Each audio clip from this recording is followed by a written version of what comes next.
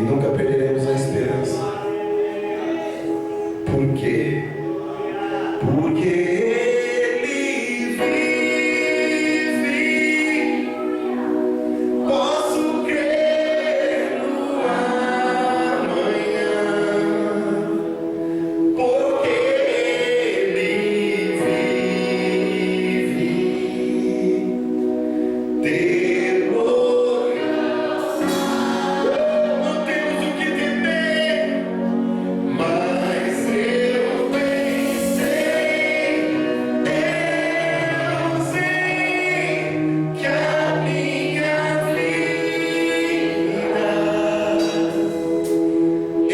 está nas mãos do meu Jesus, que vivo está. O meu Jesus está vivo. Ele é quem restaurou. O meu Deus está vivo. Ele vivo está.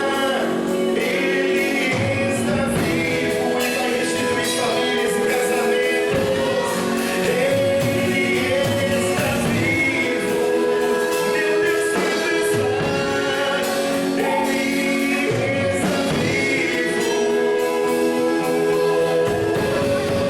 Que vivo está. Que vivo está.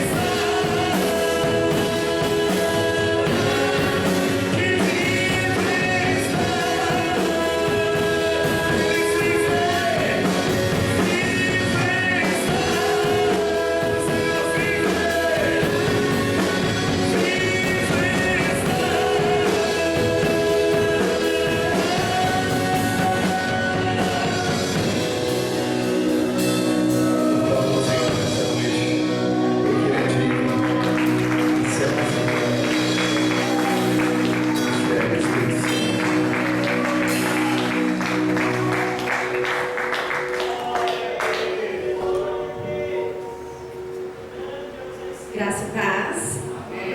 Pode se sentarem.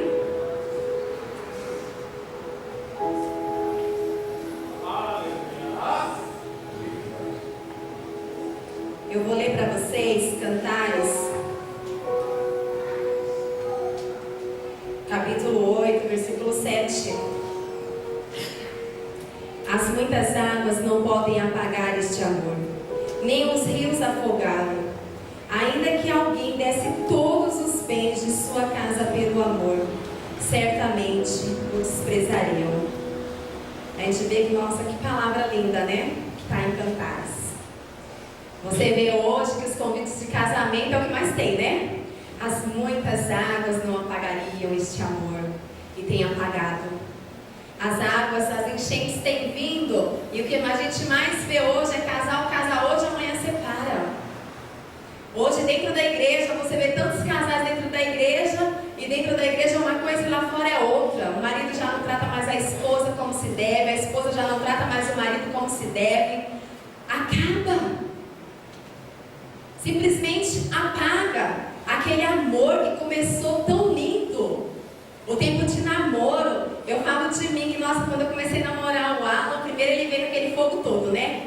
Eu nunca tinha pensado em casar, em namorar, nada dessas coisas. Meus planos eram outros. E ele veio pra mim e ele falou: olha, eu quero casar com você, eu quero ter filhos com você. E aquilo me deixou em choque, apavorada. E eu fiquei tão em choque que eu não conseguia responder. E na minha cabeça eu ficava: tá louco? Imagina, eu vou casar pra quê? Esse negócio de casa, separa e depois tem filho, aquela loucura, tem que cuidar de casa. Então eu não tinha essa imagem na minha cabeça, porque o mundo, ele não traz essa imagem pra gente. Então isso pra mim era algo frustrado, o casamento. E quando a gente começou tudo tão lindo. Nossa, olha, ele separava a cadeira da igreja pra mim, ele esperava eu chegar, aonde ia tinha que segurar minha mão, aquela loucura. E eu, meu Deus, acho que vai dar certo esse casamento, né? E de repente, a gente fez o que não era para fazer antes do casamento. Então o Alan já não era mais a mesma coisa. Tipo, eu chegava, já não tinha mais cadeira para me sentar. Eu chegava em casa, o Alan já não estava mais em casa. Eu ia dormir, eu mal via o Alan. No começo é sempre tudo muito bonitinho.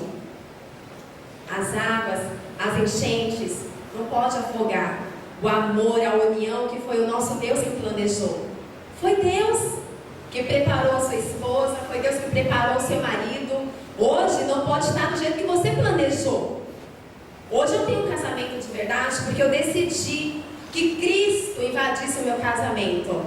Porque quando Cristo ele não invade o seu casamento, entro eu, né? Entro eu. Ah, eu faço, eu cuido, se eu quiser cuidar eu cuido, se eu não quiser eu também não cuido, se o fulano quiser comer ele come, se o fulano não comer problema dele. Entrou eu. E Jesus ele está bem distante. E Jesus ele quer fazer parte de todos os casamentos, porque o casamento é plano dele. Foi ele que projetou a família nessa terra. E Satanás, não feliz com isso, ele vem mesmo para detonar, ele vem mesmo para destruir todas as famílias. Hoje era para mim ser uma mãe solteira. É capaz que com um monte de filho, cada um de um pai, mas Deus ele me livrou. Deus ele me guardou. E Deus ele quer guardar a nossa geração.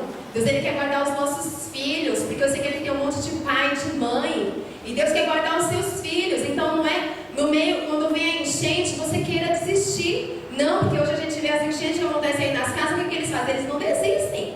Eles vão lutar, porque eles precisam novamente ter as suas casas, eles precisam novamente ter os seus móveis dentro de casa, precisam lutar. Precisa ir para frente, não pode parar. A gente não pode parar, ficar perdendo tempo com ressentimento. A gente precisa deixar o amor de Deus invadir os nossos corações. Ser invadido por Deus. Então já não sou mais só eu, mas Cristo ele vive em mim, Cristo ele vive dentro da minha casa, Cristo ele reina no meio do meu casamento, no meio do meu cônjuge, dos meus filhos. Eu tenho segurança, se está perto, se está longe, eu tenho segurança. Esses dias eu fui na feira, ontem fui na feira, e eu tinha tomado banho rápido, e aí eu só pintei o cabelo rapidinho e saí. Aí eu fui beijar uma lâmpada e ele falou assim: amor, passa um batom. Aí eu, que passar batom, rapaz? Hoje eu só vou na feira. Ele, mas passa um batomzinho. Então não tem ciúme. O ciúme não pode invadir os casamentos. Ah, minha mulher vai sair, já deve estar olhando para alguém lá fora. Não, está repreendido isso nas nossas vidas. Isso é que o mundo diz. Os casais hoje não são felizes porque tem essa divisão. Ah, minha mulher não pode se arrumar porque já está pensando em outra coisa. Meu marido não pode se arrumar porque está pensando em outra coisa. Não. Não é esse o projeto, os planos de Deus.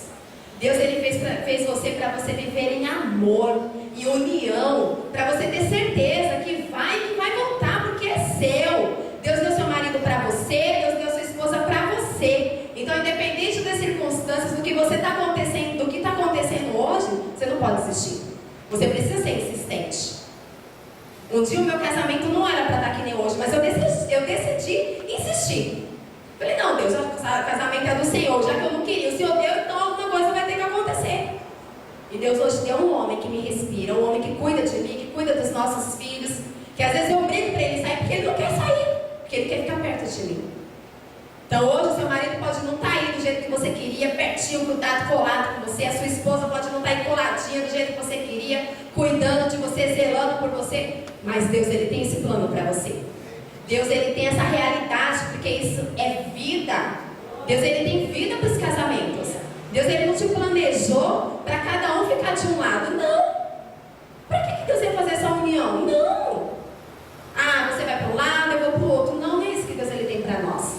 Ele quer a gente um juntinho do outro, um amando o outro, um zelando pelo outro, cuidando. Sabe, porque vai chegar lá na frente e você vai olhar e você vai falar assim: nossa, eu não me arrependo de nada.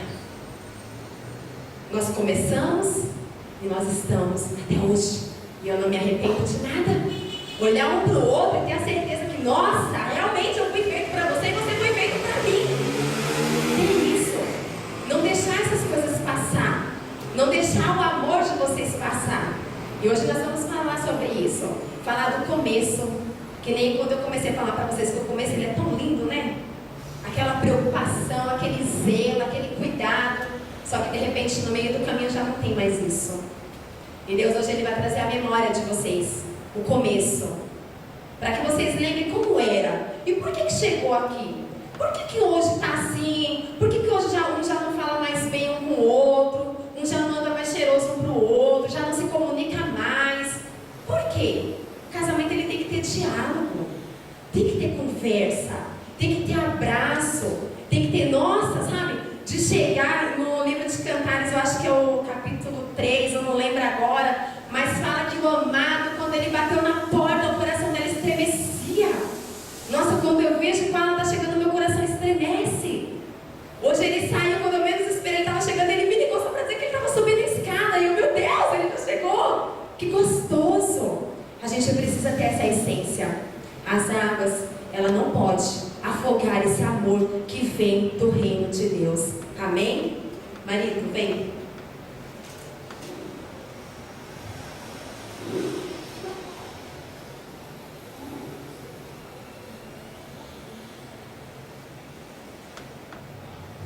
Mas, vem. Você, menino.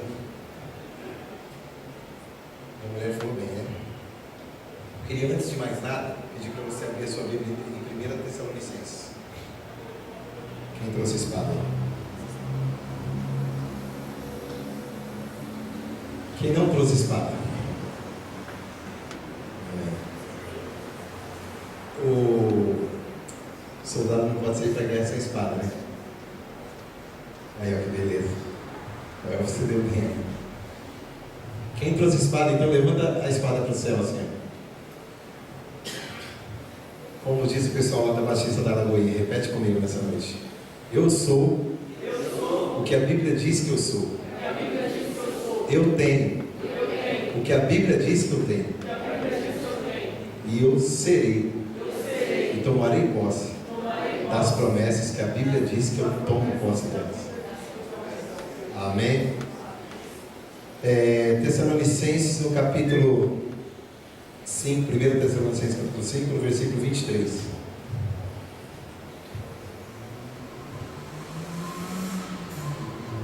Que diz assim, ó: que o próprio Deus da paz vos santifique integralmente, que todo o vosso espírito, alma e corpo sejam mantidos irrepreensíveis na vinda do nosso Senhor Jesus Cristo.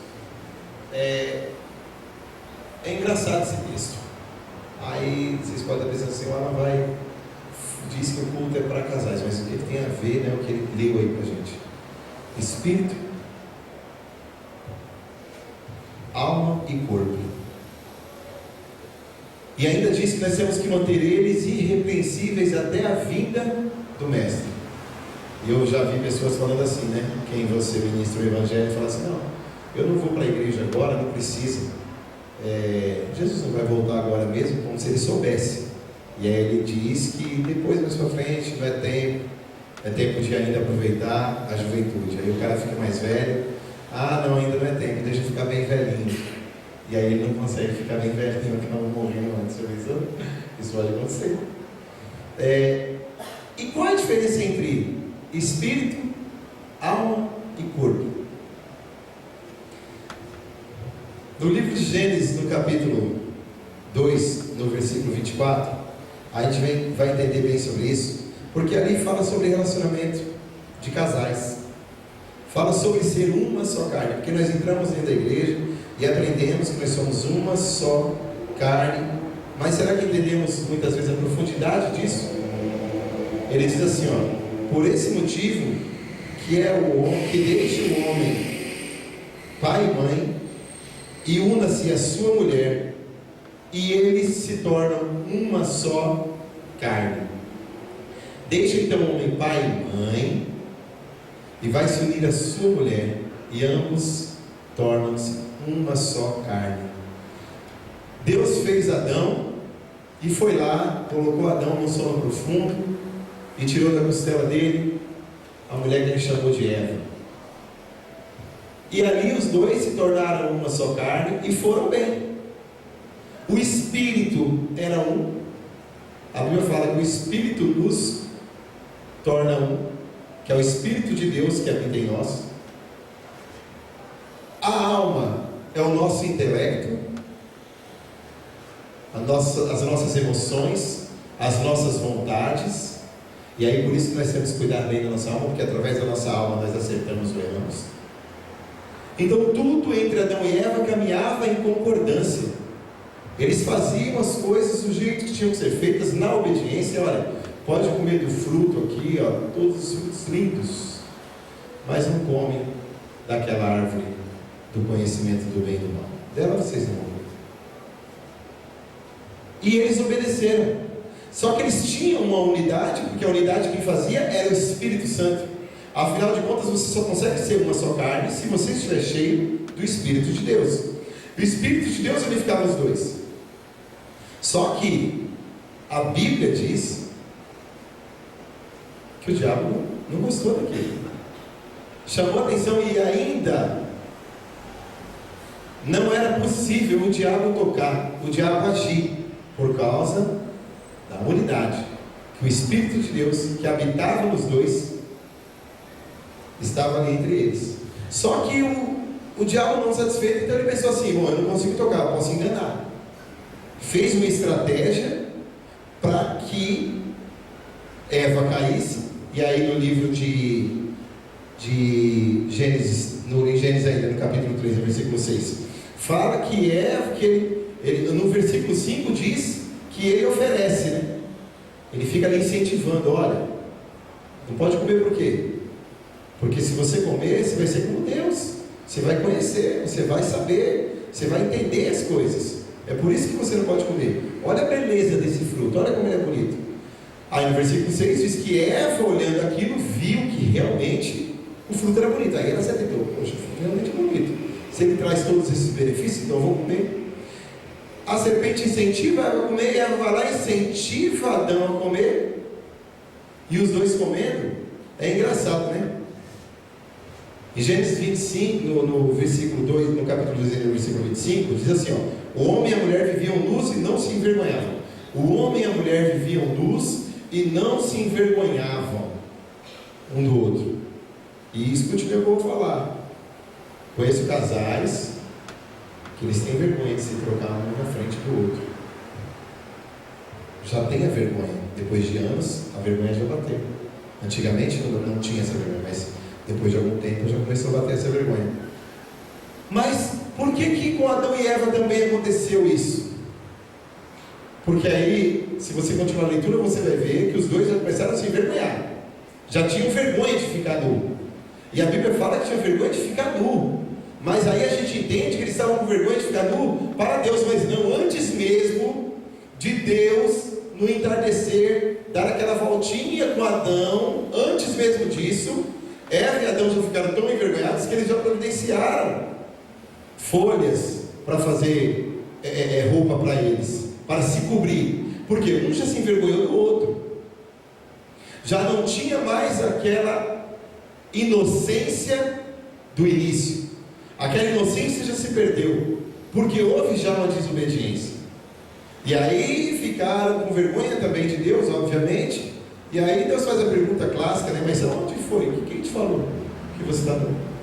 Ah, foi a mulher que o Senhor me deu. Culpou a Deus ainda, né? O Senhor me deu aquela mulher lá e ela me deu o fruto. E aí, pronto, agora eu percebi. E quem foi a mulher que te deu? Foi a serpente. Não. E aí a gente já sabe o que Deus diz à serpente, que aí, né, maldita ela era e tudo mais. Mas enfim, vamos manter o foco no conhecimento que eles passaram a ter. Só que um conhecimento através de desobediência, que desobedeceram a voz de Deus. Foram expulsos do jardim do Éden. E ali aquele Espírito Santo, corpo, alma e espírito, não é assim? Os dois eram unidos pela carne, que era o corpo, pela alma, que eram as vontades, porque por incrível que pareça, a minha vontade com a vontade da minha esposa, elas se entrelaçam. As nossas ideias são iguais, são as mesmas. Por quê? Porque o Espírito Santo, que é do Senhor, está entre nós, está sobre nós. Então tudo caminha bem. Só que a partir do momento que eles foram expulsos do Éden, será que o Espírito Santo permaneceu com ele? Será que o Espírito Santo permaneceu com eles? Se a gente for levar em consideração o livro de Salmo 51, a gente vai ver que Davi, ele fala: me perdoa pelo que eu fiz. Ele começa a se humilhar, porque ele cometeu um erro. Só que ele já viu aonde aquilo ia dar, e ele começa a dizer: não retire de mim o seu Espírito. Se nós levarmos em conta este texto, levaremos em conta também que o Espírito Santo não acompanhou. E se nós levarmos em conta outros textos que dizem que o Espírito Santo não habita em templo sujo, também vamos levar em consideração que eles saíram, foram expulsos do jardim, e o Espírito Santo não acompanhou. E levando em conta que o Espírito Santo não acompanhou, será que a alma já tinha o mesmo entendimento? Eu e minha esposa, nós somos assim, somos assim, hein? Que a gente fala, um concorda com o outro. Será que já havia essa concordância? Será que os dois tinham essa comunhão juntos, já que o Espírito Santo já tinha se retirado? Eu acredito que não. A comunhão já não era mais a mesma, a amizade já não era mais a mesma, as decisões já não eram tomadas juntas, já não havia mais respeito, porque a minha alma, ela acaba ouvindo o coração, e a Bíblia diz que com grande e enganoso é o coração do homem. Aí eu começo a ser guiado não pelo Espírito Santo, que já se retirou, eu começo a ser guiado pelas minhas vontades, e o meu intelecto acredita que eu sou guiado pelo Espírito Santo, mas na realidade estou sendo guiado pelas minhas emoções, por aquilo que me deixa feliz, por aquilo que mexe com as minhas emoções, mas não é mais o Espírito Santo. E aí um pensando de um jeito, outro pensando em outro, aí o relacionamento de uma só carne. Vamos trazer para o dia de hoje, vemos esposas e maridos dizendo que não aguentam mais, que querem se separar. O problema de dizer não aguento mais não é o pior, não é bom, isso não é bom, mas não é o pior. O pior é você agir, dar o primeiro passo dizendo: estou fora, para mim não dá mais, e abrir mão. Tão fácil, sendo que hoje nós temos alguém que morreu, que se sacrificou por nós, que com toda a dificuldade que você passa no seu casamento, toda a dificuldade que eu passei, todo o sofrimento que eu fiz a minha esposa passar, não se compara com aquilo que Jesus sofreu, e Ele não desistiu de mim, de você. Mas Jesus era Jesus. Uns dizem que era 100% carne e 100% Deus. Quem disse? Como assim 100% carne e 100% Deus? Se Ele habitava no corpo corruptível como o meu e como o seu? Se Ele estava sujeito às mesmas emoções perigosas que eu e você, Ele estava sujeito a todas as tentações no corpo corruptível que Ele habitava. E Ele não disse em nenhum momento: eu desisto. Ele até ora dizendo: olha, Senhor, Pai, se for possível, passa de mim esse cálice. Tradução: porque vai ser difícil. Passar por tudo isso, eu não quero. Tem como, Senhor?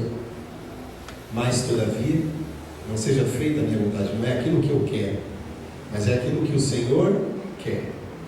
E aí, Ele está dentro, no centro da vontade de Deus, vivendo verdadeiramente o propósito do Senhor. Mas nós não queremos propósito, muitas vezes não queremos o que Deus quer, queremos aquilo que é agradável aos olhos, que é guiado pelo coração e que é incentivado pela alma.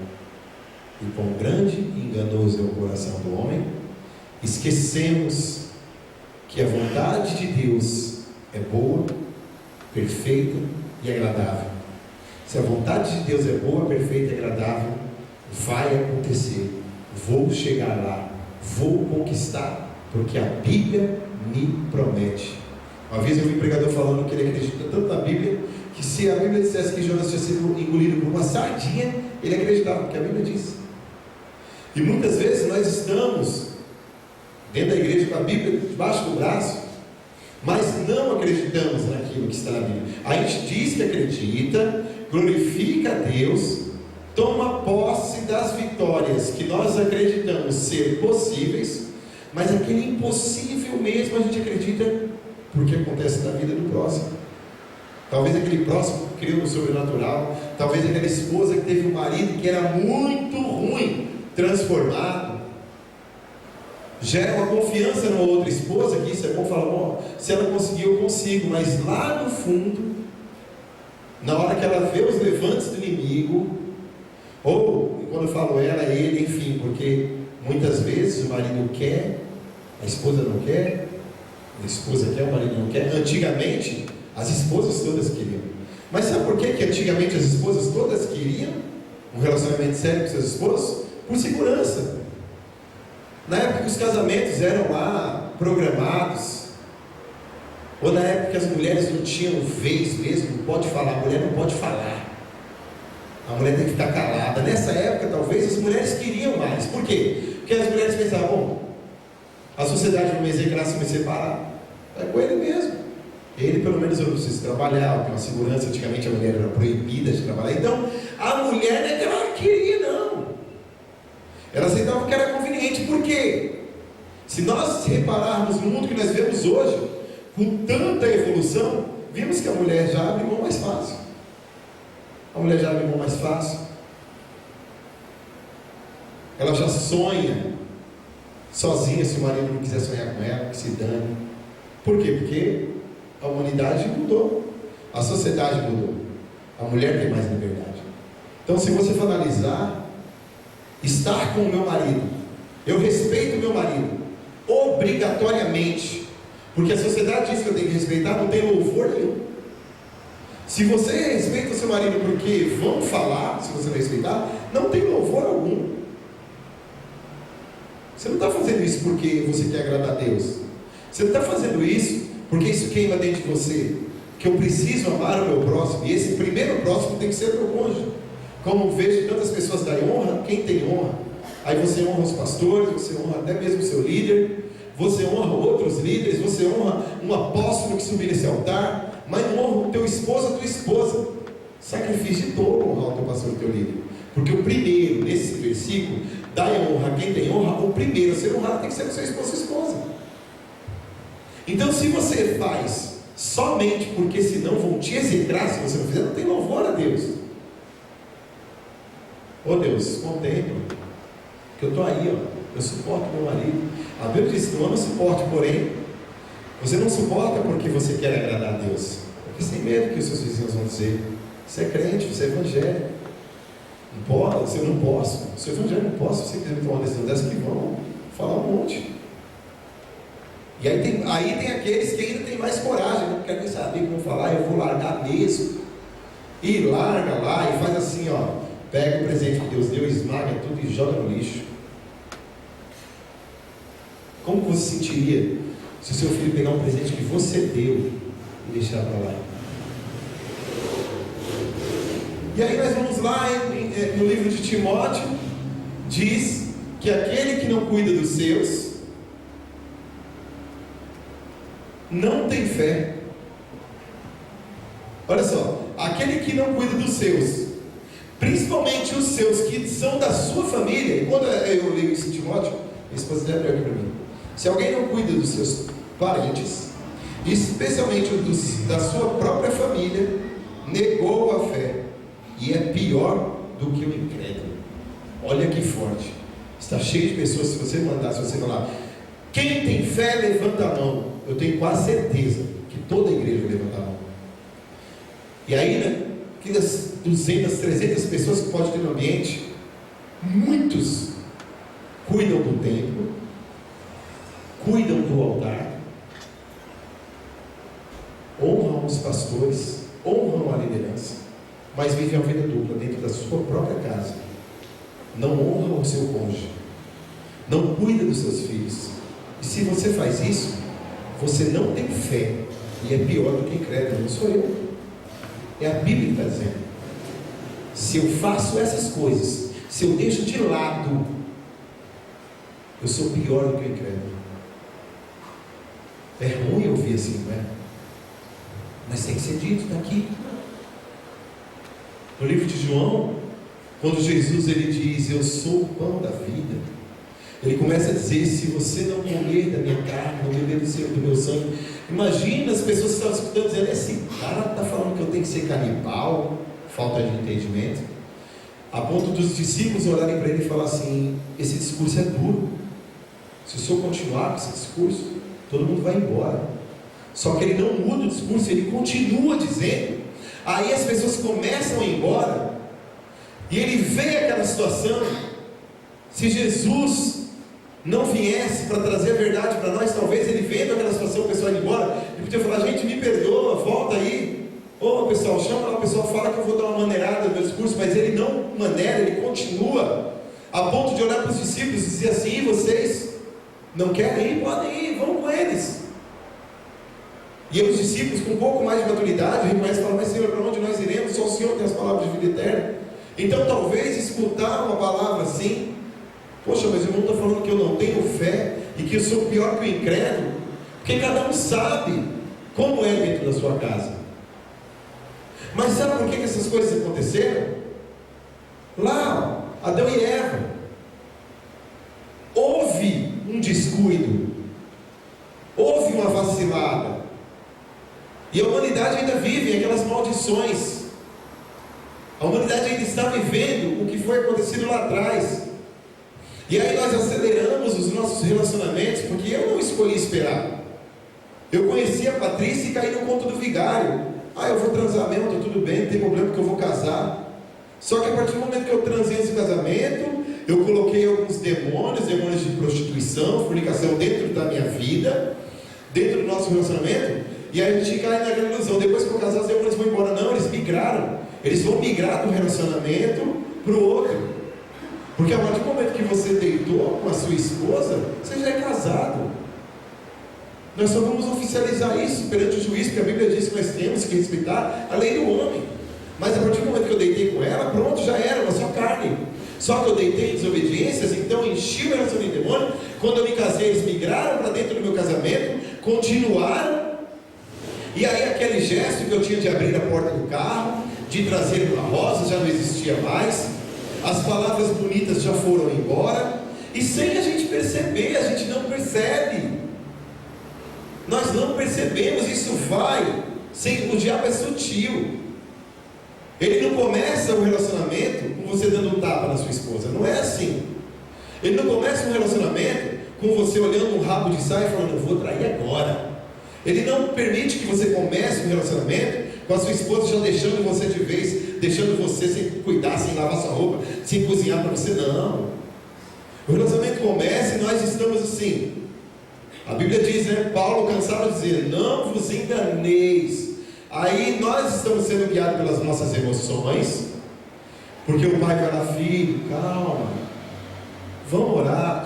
Pai, você fica enchendo o saco, mãe, eu vou casar mesmo. Que saco, minha casa é um inferno. E a gente casa também para fugir dessa encheção de saco do pai e da mãe que a gente acha, porque somos guiados pelas emoções. Essas emoções atacam o nosso coração, e aí pronto, o coração já é enganoso. E quando a gente vê, a gente está dentro de um relacionamento infeliz. E aí você diz assim: eu preciso me preocupar comigo, porque eu casei para ser feliz. E a sua esposa diz: eu preciso me preocupar comigo, porque eu casei para ser feliz. Afinal de contas, é o que todo mundo fala, que nós casamos para ser feliz. Graças a Deus eu estou aqui com casais que entendem isso.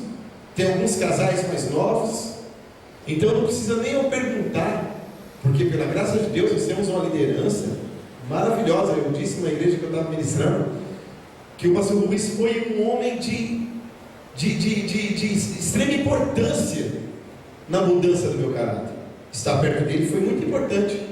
Então eu pergunto para todos os casais: quem casou para ser feliz? Levanta a mão. Aqui eu sei que ninguém vai levantar a mão, porque nós estamos embaixo dessa cobertura e entendemos que nós não casamos para ser feliz.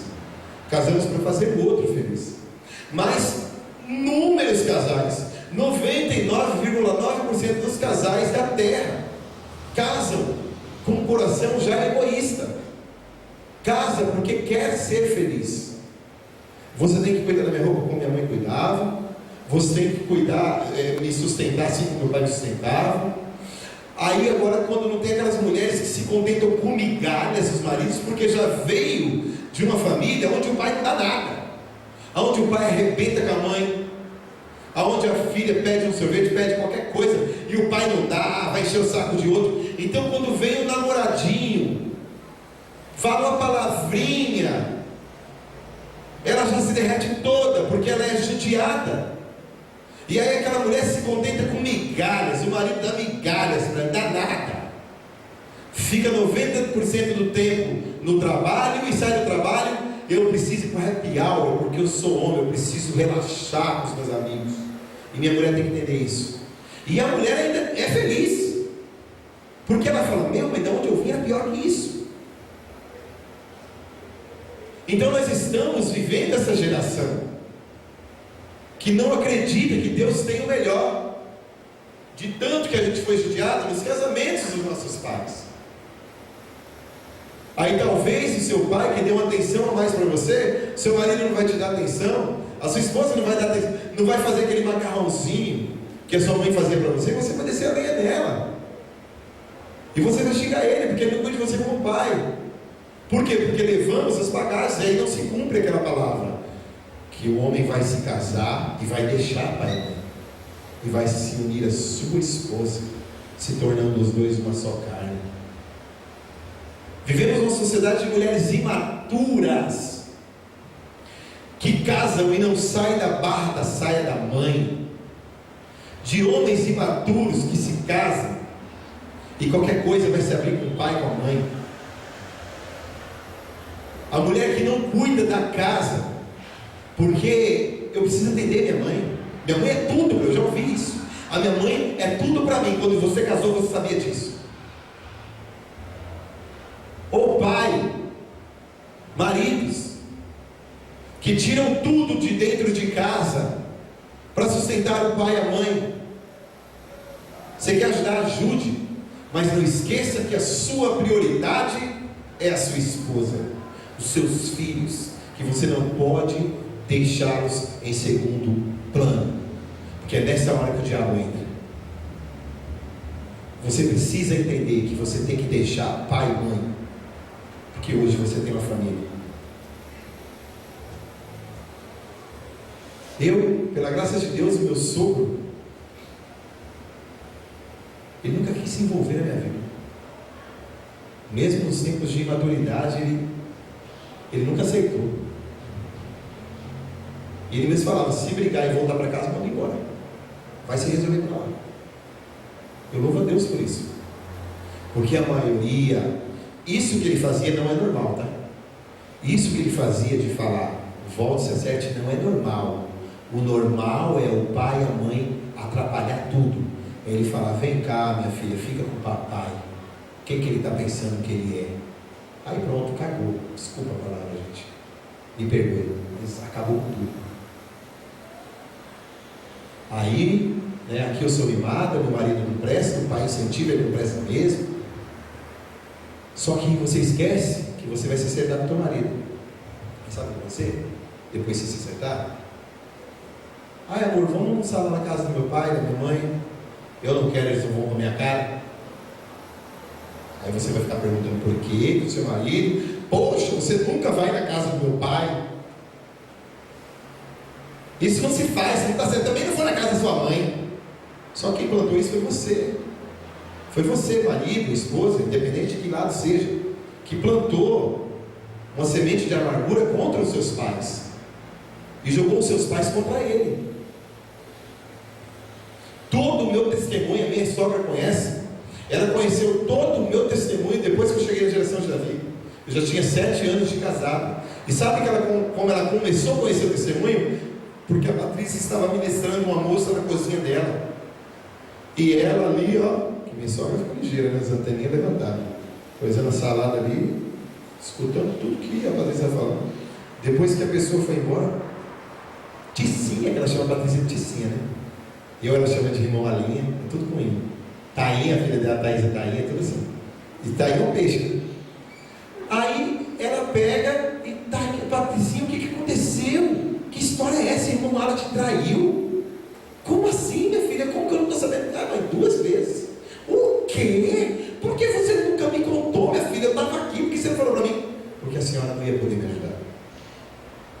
Só quem poderia me ajudar era Deus. Para Ele eu falei. E hoje eu estou aqui porque Ele que ouviu me ajudou. Será que a irmã Rosinha, que hoje me admira tanto, ó, como ela é minha coisa amiga, gente.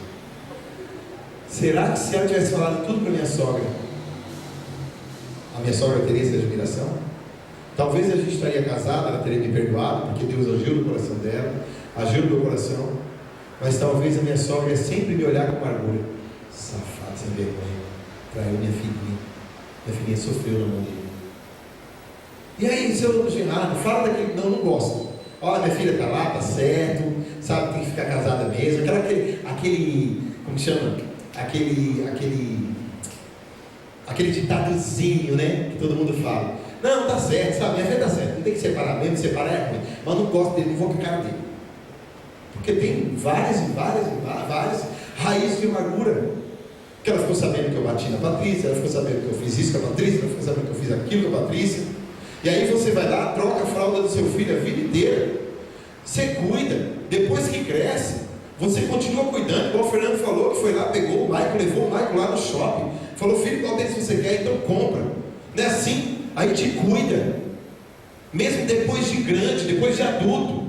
Você fala, você precisa de um dinheiro para quem pagar a faculdade? Está aqui. Aí vem um safado, sem vergonha, agredir. Qual é o pai que vai falar assim? Não tem problema que você agrediu meu filho.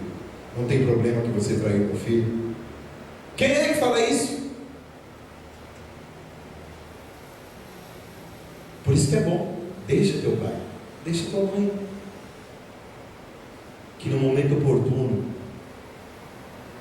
eu sei que não é fácil muitas vezes o sofrimento dentro de casa, não ter ninguém para conversar, mas quando você chega no nível de entendimento de dizer eu não tenho ninguém para conversar, é porque falta cuidado, é porque há algo de errado, algum inimigo já entrou aí e está te dizendo que ninguém pode te ajudar.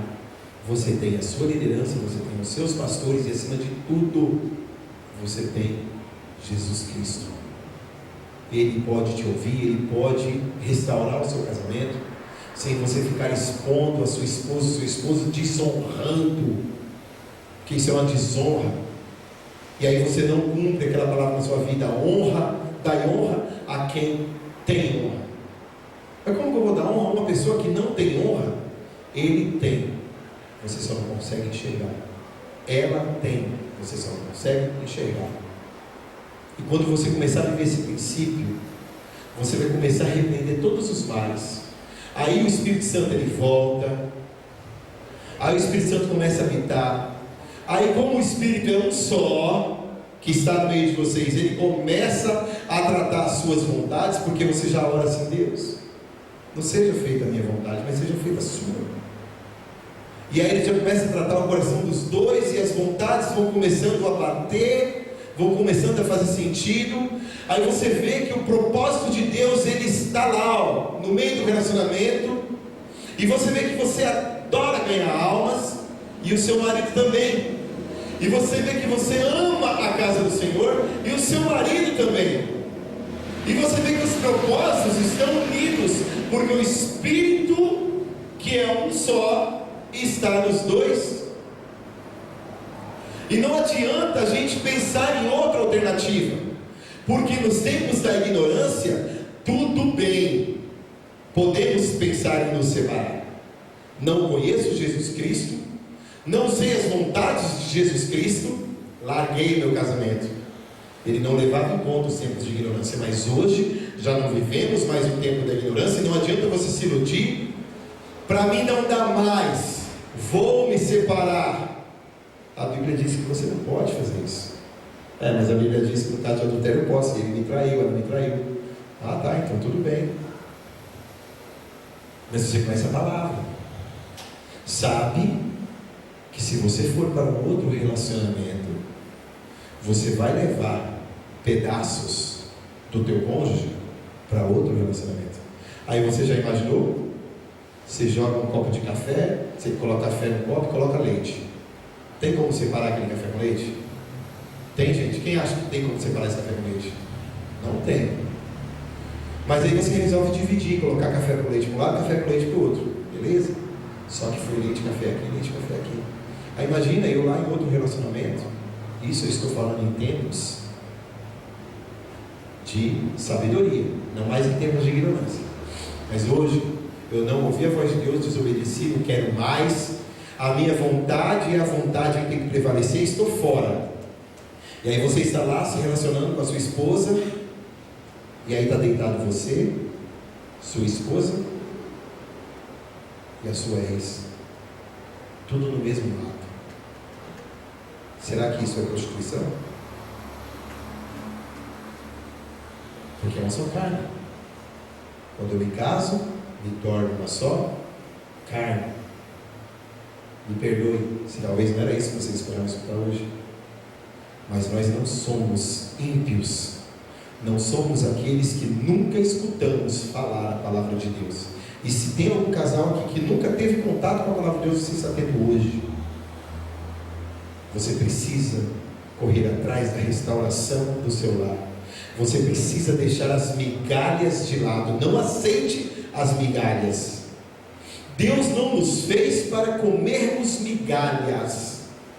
Deus ele nos fez para vivermos o melhor em abundância. Para eu ter o melhor marido, para eu ter a melhor esposa, para eu ter os melhores filhos. Mas para isso precisamos seguir princípios. Não adianta eu querer que os meus filhos sejam como cheiro suave entre as nações se eu não ensino.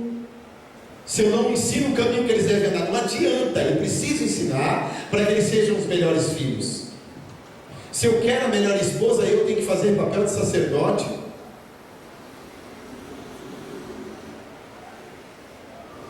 O pastor João, né?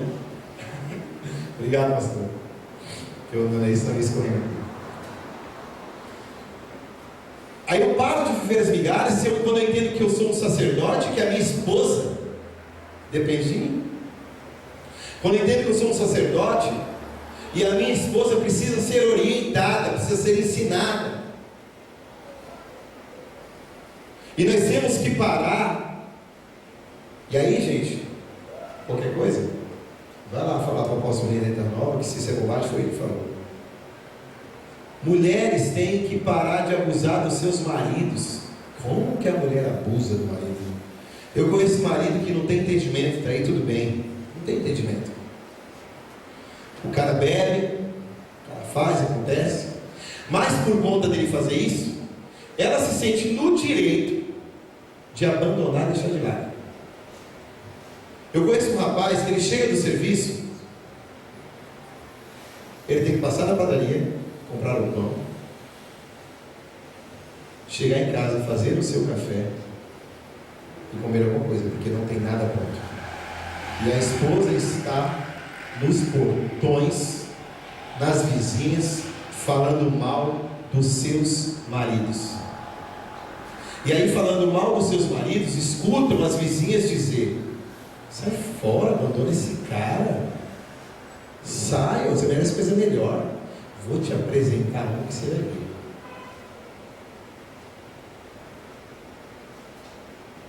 Não cuida. Se o cara quiser uma camisa, ele tem que ir lá passar e tem que agradecer a Deus aí porque ela lavou. E aí gera no marido uma ira, e aí vem a outra lá do serviço, porque o marido também sem sabedoria, chega no trabalho e começa a falar: ah, minha esposa não está nem para mim, não cuida de mim, estou aqui porque eu passei minha marmita, é o que faço. Se eu não levar pão na hora que eu chego, eu não como nada, que ela não se preocupe comigo. Fica lá na porta das vizinhas. Aí você pensa que não tem, né? Ah, meu marido tem uma barrigona, feião, ninguém está nem aí. Não, seu marido trabalha. E sabe que qual é a primeira coisa que a estranha vê no marido que trabalha? Ele pode me sustentar. Ela começa a investir no seu marido barrigudo, que você não liga, que não vai te trair, que nenhuma mulher vai querer na sua vida. Nenhuma mulher quer isso aí, não. Aí a outra começa a investir, quando você vê, ele está deitando com outra. E você diz assim: o que foi que eu fiz para merecer isso? Eu sei que tem mulheres que não fazem isso. Tem mulheres de Deus aqui que, mesmo com as brechas que o marido deixa, ainda escolhem cuidar, ainda escolhem tratar bem. Eu queria encorajar você nessa noite, mulher e homem. Eu queria começar com as mulheres. Se talvez você é uma esposa que faz tudo para agradar seu marido. Eu estou falando tudo. Eu não estou falando agrado. Eu agradei, cansei. Cansei e chutei o balde. Não estou falando disso. Eu não estou falando das mulheres cansadas. Eu estou falando de mulheres guerreiras, que acreditam nas palavras de vida que a Bíblia traz, e que escolheram lutar pelos seus casamentos, e que em nenhum momento abriu mão. A essas mulheres que não abrem mão, eu queria encorajar você. Se você abrir mão um dia, você vai sair daqui mudado, com a sua mente renovada. Eu profetizo sobre vocês, olhem como os pastores fazem com as ovelhas. Olhem nas narinas, olhem nos olhos, olhem nos ouvidos. Olhem para que os demônios não possam trabalhar na sua mente. E você vai lutar. E você vai tratar bem o seu marido. E você vai tratar ele como se fosse um rei. Mas se eu fizer isso, ele me der um tapa, se ele me tratar mal. E se ele mesmo assim chegar uma hora da manhã em casa, você vai tratar ele que nem um rei. Sabe por quê? Porque isso é plantação. Plantando. Isso é plantação. Você vai plantar na vida dele. E você acha que você é fiel a Deus, plantando coisas boas. Deus é o que tipo de Deus para deixar você colher coisas ruins? Você acha que você plantando coisas boas, você vai colher coisas boas? Você está plantando amor, você está plantando carinho, cuidado, você vai ser cuidada. Esse homem vai colocar você em primeiro lugar. E eu queria encorajar você, marido, que talvez a sua esposa, ela está indo bem e de repente ela escorrega e xinga você de tudo quanto é nome, que você não vale nada. Queria te encorajar a continuar o bom tratamento. Como um filme lá, Prova de Fogo, é assim. As coisas negativas vinham, e aí na hora que ficava difícil, isso é uma casa. Você só encontra isso quando seu pai e sua mãe é homem e mulher de Deus. Ele ligava para o pai, e o pai, como um homem de Deus, falava: eu sei que é difícil, mas você precisa continuar. E eu digo essas palavras para você, homem. Eu sei que é difícil, ainda mais o homem que precisa ser tratado e tirar aquele vício que todo mundo diz: olha, a natureza masculina, você sabe como que é, né? Nós temos a natureza masculina dentro de nós. Então a gente não deixa, tem coisa que a gente não deixa barato.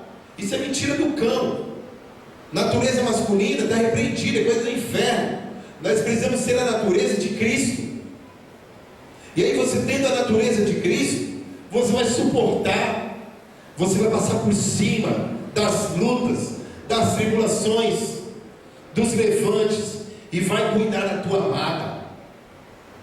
Eu queria encorajar você também a passar por cima de tudo isso, porque eu sei, homens às vezes ligam para mim dizendo: não dá, cara, pô, eu não fiz nada, cheguei em casa, a mulher está lá com um bico desse tamanho, na hora que está cozinhando, batendo as panelas no fogão, cara, não falou uma palavra comigo. Eu sei que não é fácil, mas eu quero te encorajar a continuar, a não desistir. Lembra quando vocês namoravam? Pegava na mão. Eu não vou me iludir quando eu vejo casais aqui de mão dada na igreja. Eu não vou me iludir. Eu não estou falando que vocês são como eu, mas quando chegava na igreja eu também dava as mãos, para todo mundo achar que estava tudo bem. Quando eu chegava na igreja, faltavam uns 200 metros para chegar na igreja, pegava na mão da Patrícia, para pegar na minha mão, para eu chegar lá e todo mundo achar que estava tudo bem, mas não estava. O pessoal pegava na mão uns 200 metros para chegar na igreja. Não tinha mais namoro, não tinha mais cumplicidade. Cumplicidade, o que é a cumplicidade? É o seu marido ter um monte de defeito, é a sua esposa ter um monte de defeito, mas você cobre ele, você cobre as costas dele. Ele tem frieira no pé, só você que sabe. Ele tem uma mania muito feia. É muito feia, horrível essa mania. Mas só você que sabe. Você não envergonha ela, você não envergonha ele. Isso é cumplicidade. Mas hoje não, nós vemos um descobrindo o outro. Ah, aquele cachorro lá. Ih, ai, meu marido comprou isso para mim. Ih, meu marido sabe o que é isso não. Aqui não sabe tratar a mulher não. Aí nós plantamos isso. Aí sabe o que nós escolhemos nosso marido? Ô, mano, minha esposa me deu um relógio. Ih, minha esposa me deu um relógio só se ela estiver interessada em alguma coisa. E aí devolvemos essa plantação. Colhendo coisa ruim, plantando mal, colhendo mal, plantando mal, colhendo mal. Que nós possamos entender, ali tem uma mesa, na realidade eu queria ter colocado no chão. Para que eu queria ter colocado no chão? Para que lembrasse o piquenique. Que na época do romantismo, a gente fazia isso. Levava um botão de rosas. Mas não no dia dos namorados. Porque na fase da conquista, a gente não espera o dia dos namorados chegar. Na fase da conquista, você quer surpreender. Você quer mostrar muitas vezes alguém que você não é. Às vezes você é um crápula dentro da sua casa, com sua mãe, com seu pai, como eu era. Mas aí, quando a minha namorada chegava, no caso a Patrícia, aí eu dava um de filho, né? Um mega filho, um filho bom. Tratava a mamãe com carinho. No começo. Mas aí depois, quando eu já consegui fazer sexo com a esposa, que é assim. O homem é um bicho bobo, né? O homem, ele fica seguro quando ele pega a mulher. Peguei a mulher, agora já era. Não me larga mais. E aí, depois que está tudo bem, que a gente acha que está tudo bem, e aí ninguém é criança aqui. Ninguém é criança aqui. Depois que está tudo bem, que a gente já está lá, vivendo como um casal, e na realidade a gente não é, a gente só é namorado. Namorado não, porque quem namora é casal. Na época do compromisso, que era para ser um compromisso, vira uma coisa exacerbada, descontrolada, sexo antes da hora. E aí o que acontece? Aí eu começo a mostrar minhas garrinhas. Aí ela já viu eu tratando minha mãe mal, eu já vejo ela tratando a mãe dela mal. Aí depois que eu caso, que ela me trata mal também, eu esqueço que ela me tratou mal, sabe por quê? Ela me tratou mal porque ela faz isso com a mãe dela, está dentro dela. Não respeita ninguém. Ele não respeita ninguém, está dentro. Eu só levei aquilo para o meu casamento.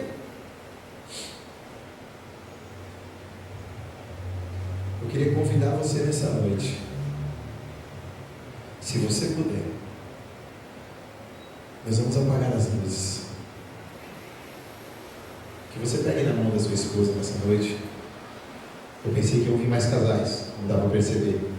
Mas nós deixamos espaços aí, para você poder passear dentro da igreja. Para você poder passear dentro da igreja de mãos dadas. E lembrar daquele tempo. Do tempo que foi roubado.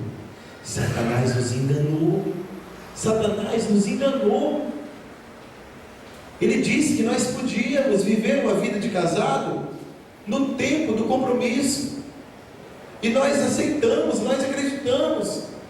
Nós fomos envolvidos como Adão e Eva foi. Estava tudo bem. Quando eles foram enganados pelo diabo, estava tudo bem. Mas Deus, ele deixa claro, olha, por conta de você ter ouvido a tua esposa, vai ser assim, assim, assim. O mesmo erro que eles cometeram, nós cometemos. Nós esquecemos que a Bíblia dizia. Talvez muitos de vocês, assim como eu, também nem contato com o Evangelho tinha. Na realidade eu já tinha contato com o Evangelho sim. Eu não tinha o ensinamento era muito precário. Não era nem culpa do meu antigo pastor, não era culpa, ele não estava preparado para isso. Porque a igreja ensinava o quê? Você não pode fazer sexo, acabou. É só depois do casamento. Só que isso era muito vazio. Ah, não pode por quê? Eu vou casar com ela, então eu vou fazer. Nós cometemos esses erros. E aí, demos as mãos, passeamos, aumentamos o nível de intimidade, fizemos o que não era para fazer. Eu costumo dizer para os meus discípulos adolescentes o seguinte: não faça o necessário fora de tempo, para o necessário não se tornar desnecessário no tempo certo. O que eu vou falar para você: é super necessário você renovar sua aliança com sua esposa. É super importante, é necessário, é preciso vocês terem uma vida sexual ativa. Mas sabe por que muitas das vezes paramos e deixamos 1 mês, 2 meses, 3 meses sem acontecer nada? Sabe por quê? Porque fizemos isso que é necessário, que é importante, que é saudável, fora de tempo. E aí Satanás nos roubou. Só que em nome de Jesus está repreendido. Esse tempo vai ser entregue na sua mão, de você marido, de você esposa. Ainda nessa noite, esse tempo vai ser devolvido para você. Nunca mais você vai ser roubado. Eu era uma pessoa que, quando eu era confrontado, a pastora gosta de dizer muito isso, né? Sempre que a minha esposa me conta: renovem as suas alianças com seus maridos. Não é assim que ela fala? Toda reunião a pastora fala: renovem suas alianças com seus maridos. Não deixem passar de 3 dias. Toda reunião ela fala. Só que um dia, quando o meu líder me confrontou a esse respeito, eu não gostava de ouvir. Eu realmente, vira e mexe, eu deixava para lá. Eu deixava o sexo de lado. Para quê? Afinal de contas, quem trai está fazendo. Vamos ser honestos, né?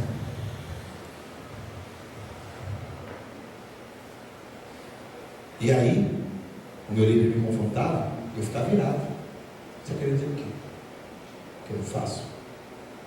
Que conversa é essa? Estou falando isso porque eu sei que talvez alguns homens estejam pensando do jeito que eu pensei. Fazia por obrigação. Hoje eu vou fazer. Obrigação. Vou fazer que minha esposa não pode reclamar. Fiz, hein? Fiz. Não reclama não, mas não reclama de semana, já fiz. Que louvor tem?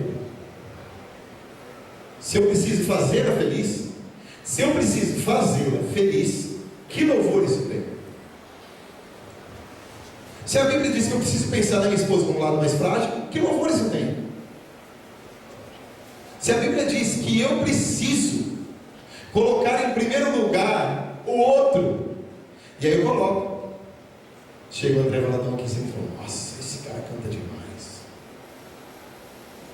Aí o André Valadão fala: o meu microfone está ruim. Peraí, eu vou arrumar para você. Olha, tem um pedestal. Olha, o teclado aqui está bom. Se não tiver, eu vou alugar um para você, viu? Eu me coloco bem humilde, porque a Bíblia diz para fazer isso, para eu colocar o outro acima de mim, não é assim? Só que eu faço isso com os meus amigos, aquele parceirão lá,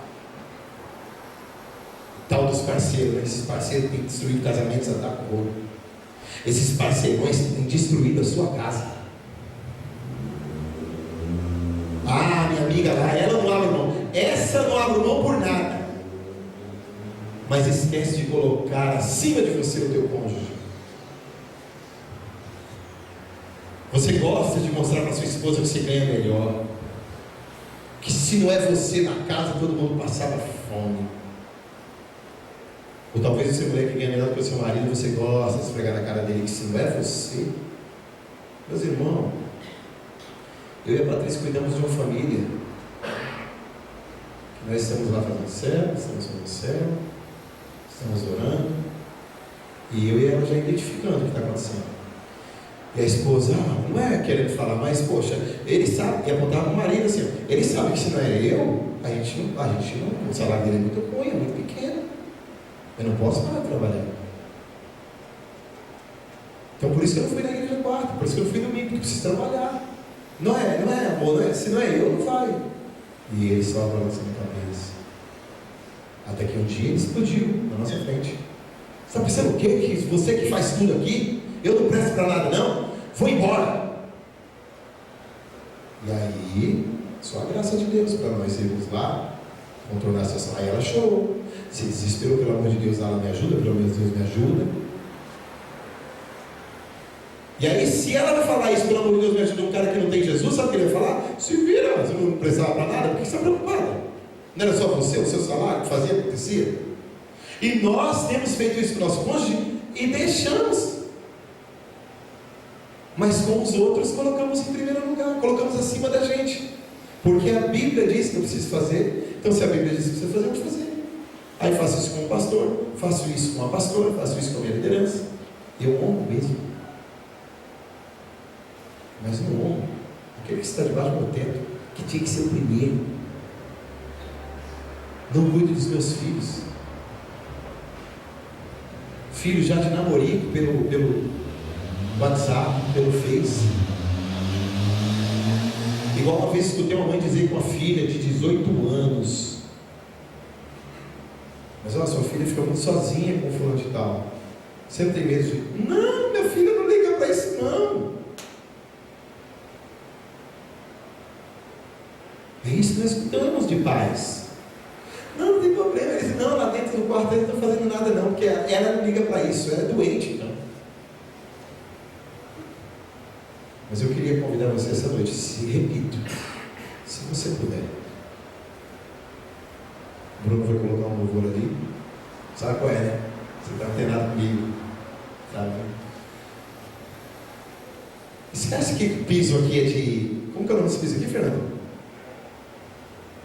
Granito, né? Esquece que esse piso é assim, de granito. Faz de conta que é grama. Deixa as luzes daqui da nave amarela, tá? Faz de conta que as luzes é o sol, aquele dia ensolarado. Faz de conta que essas cadeiras são árvores. Você está num parque bem bonito. Pega nas mãos dela e vai andando. Vou conversando. Esquece até mesmo que está tocando louvor. Eu não vou nem pedir para colocar alto, para não atrapalhar você de conversar. Sabe aquele casal que anda e vem as risadas? É mesmo, é assim. Esposos que não conseguem nem rir mais um com o outro.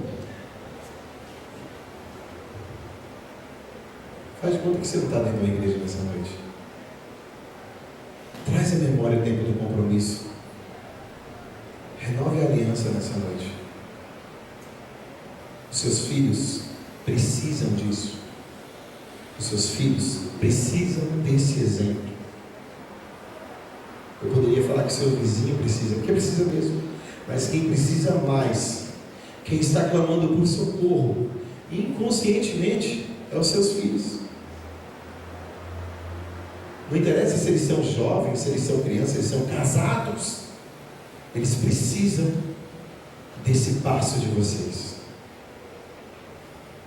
desse namoro reconquistado, desse companheirismo, dessa amizade. No mundo espiritual, isso vai trazer cura para a sua família.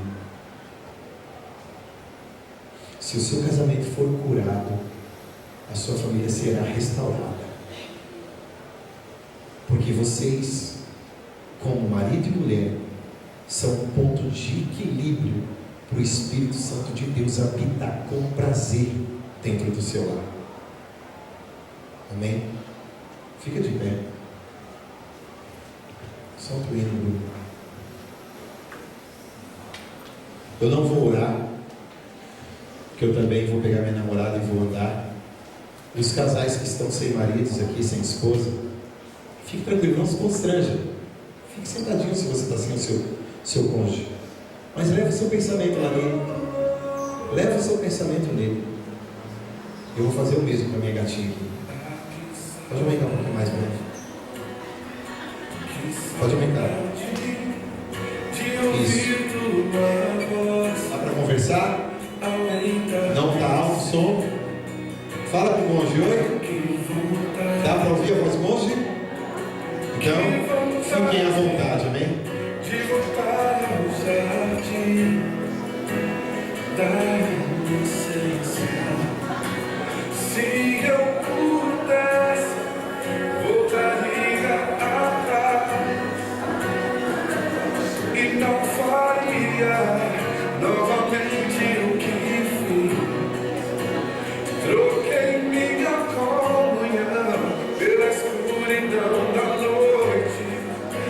em trevas tornei os meus dias. Ah, que saudade de ouvir tua voz ao entardecer. Ah, que vontade de voltar ao jardim da inocência. Se eu pudesse, voltaria atrás e não faria novamente o que fiz. Troquei minha comunhão pela escuridão da noite, em trevas tornei os meus dias. Ah, que vontade de andar contigo pelo jardim da viração dos dias. Pegar em tuas mãos e voar pela imensidão da terra e te adorar. Ah, que vontade de dizer a ti tudo que aprendi nesse jardim da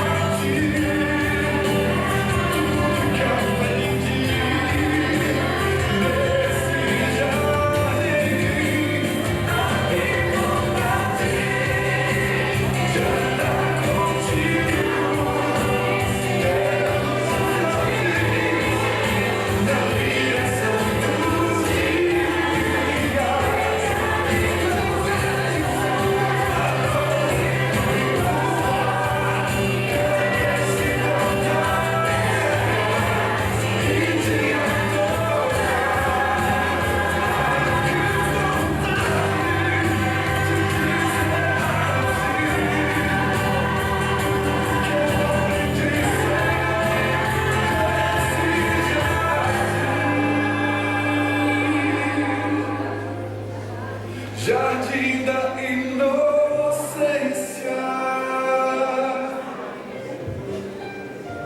Coloca de novo Você não se envergonha, não. Achei bem interessante meu sogro aqui deitado no chão. Realmente ele entrou no clima, né? Você que fez seu jardim. Que você possa fazer isso. Você vai colocar ele mais uma vez? Não morre mesmo. Seja romântico.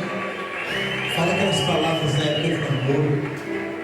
Olha, eu pedi perdão ali para minha esposa agora. Porque todos os dias nós precisamos de cura. Não existe ninguém que não precise de cura. Precisamos de cura. De liberar perdão todos os dias. Pode soltar o menino, pode deixar. Continue, aproveite esse momento. Esse momento é seu, do teu cônjuge, não é seus filhos. Mas é seu do seu cônjuge. Ah, Senhor. Ah, que saudade de ouvir tua voz ao entardecer. Ah, que vontade